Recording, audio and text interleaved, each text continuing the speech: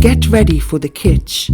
Dial up the drama, turn up the music, and spray one of these over-the-top, extravagant, maximalist perfumes. Cue the intro, darling. Let's go. Spray that scent like a moth to a flame. Less is less, and more is more.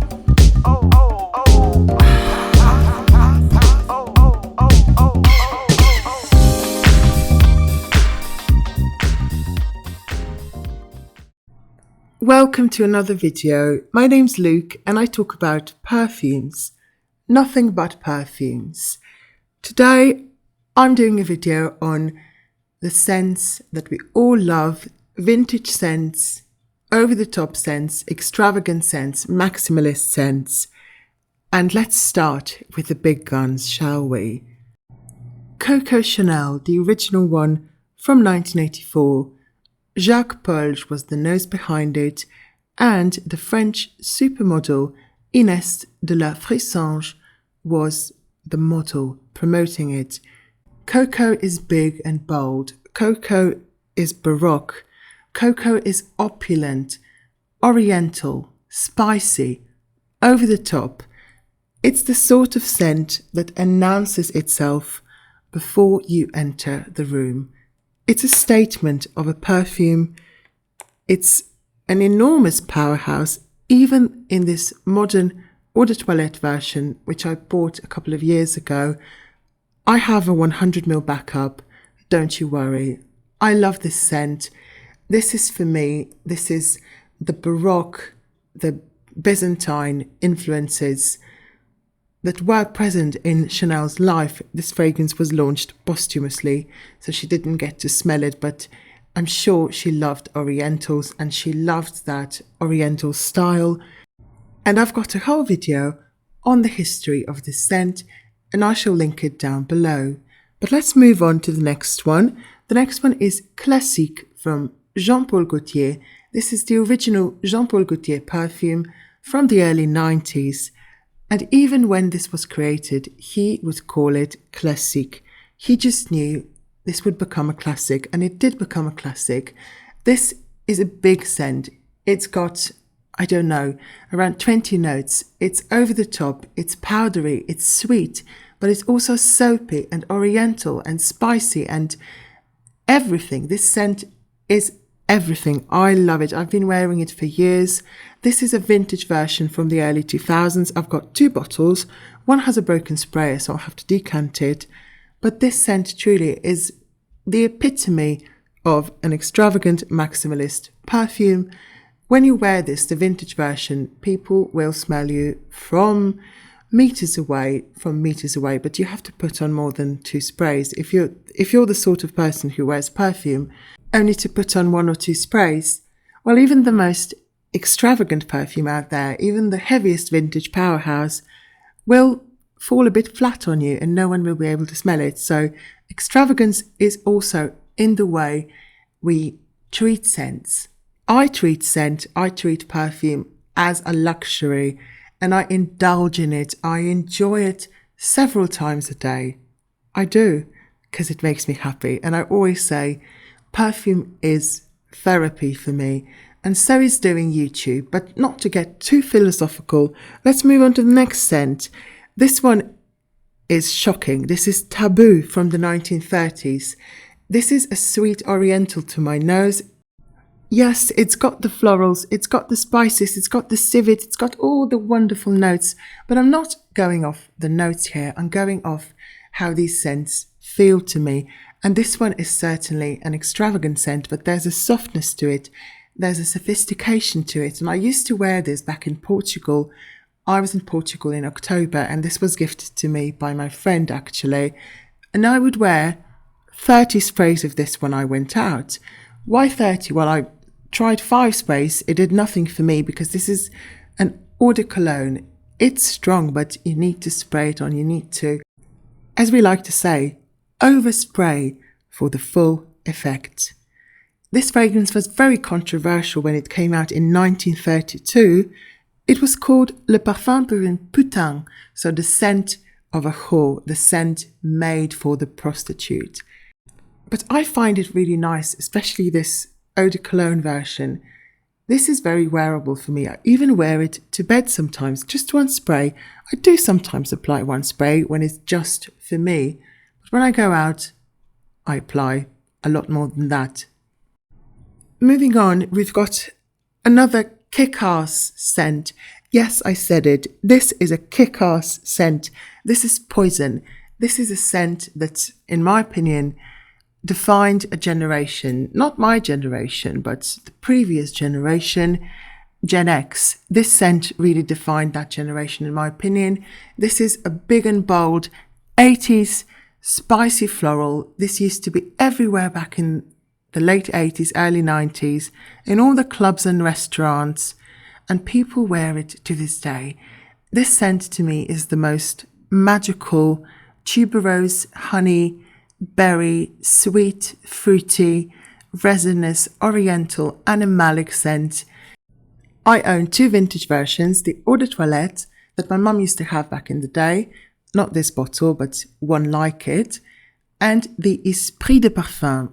I love the Esprit de Parfum. It's even stronger than the Eau de Toilette, but Eau de Toilette is a bit more wearable, but it's still, it fills a room. If you put on 5 sprays of this, it will fill a room.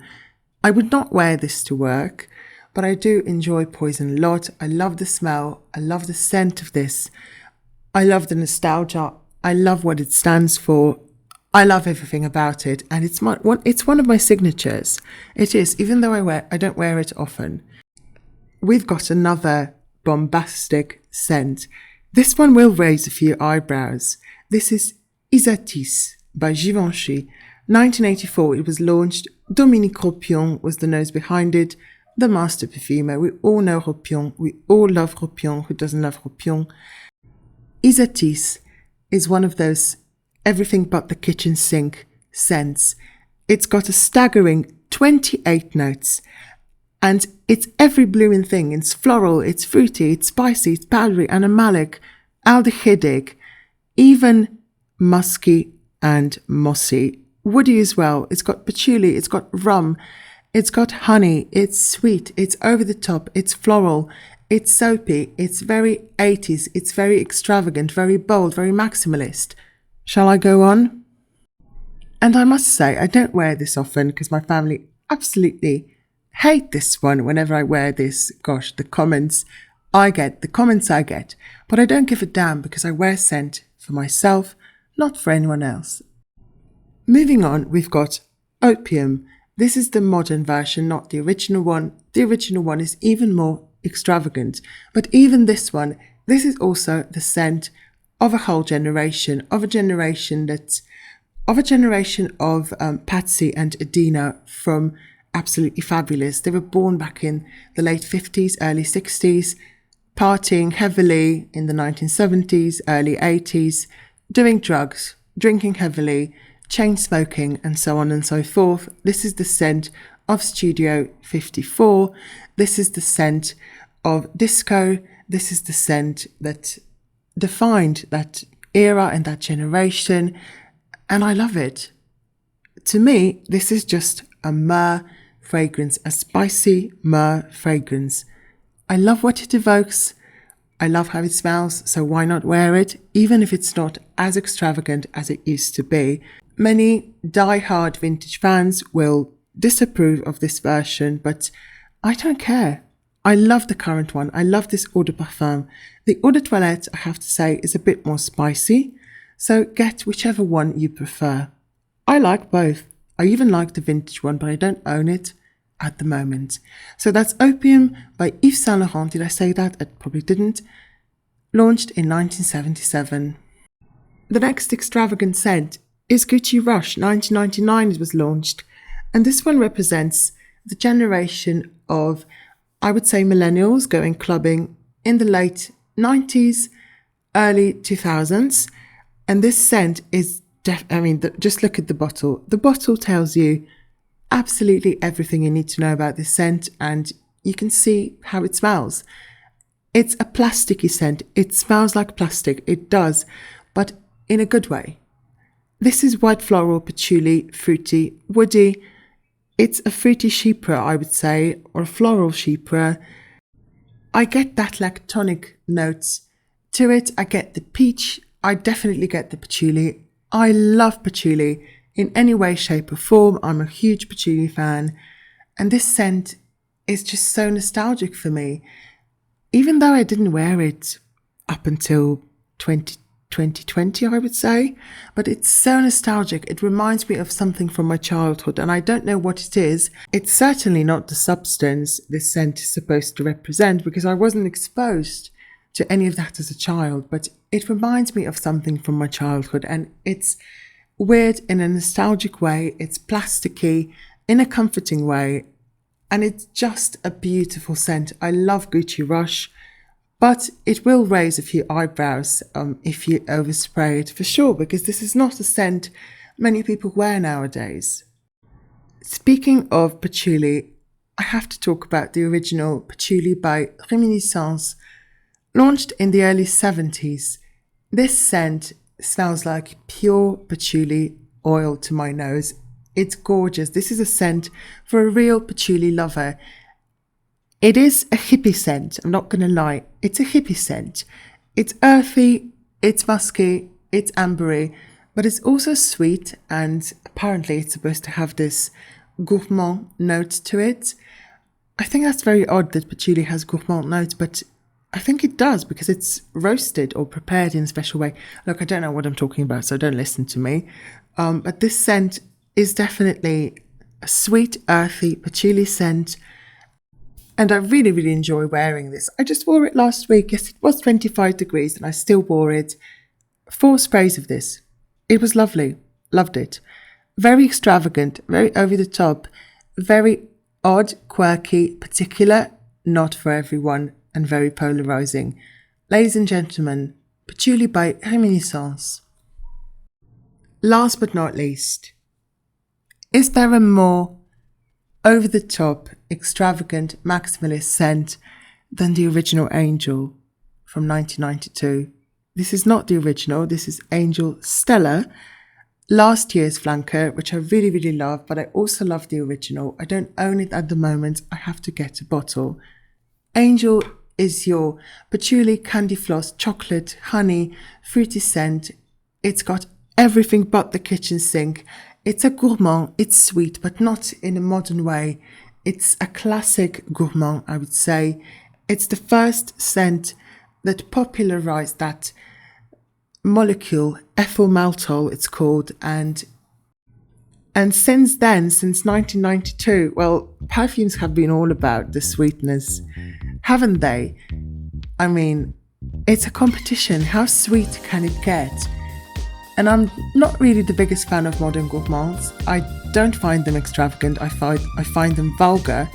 But Angel, gosh, I find this extravagant, over the top, signature worthy. This is a statement. This is a statement, and I love it. I truly do. I've got nothing else to say about it, so thank you very much for watching, and I hope to see you in my next video. Bye!